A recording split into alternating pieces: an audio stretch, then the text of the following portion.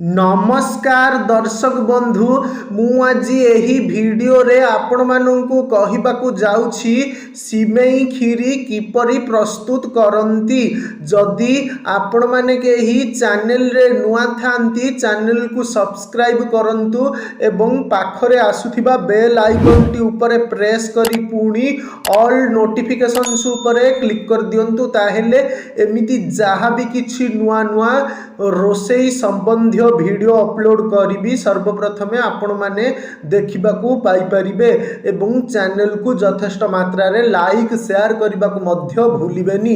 ताहेले चलंतु देखिनबा सिमेई खीरी किपरि प्रस्तुत करंती एवं एथिपाई कौन कौन सामग्री प्रथमे नेबाकू हुए। प्रस्तुति सामग्री सिमेई 200 ग्राम, क्षीर 1 लीटर, काजू और किशमिश 25 ग्राम, लूण स्वाद अनुसारे, गुजुराती 4टा, चीनी 100 ग्राम, तेजपत्र 2टा, घी 1 टेबुल चामच।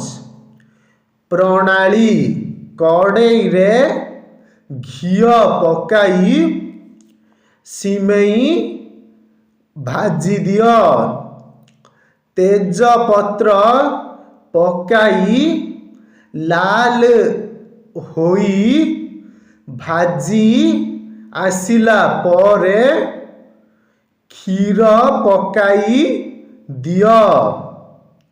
क्षीर फुटिले लूण और चीनी पकाओ। भजा काजू और किशमिश पकाओ।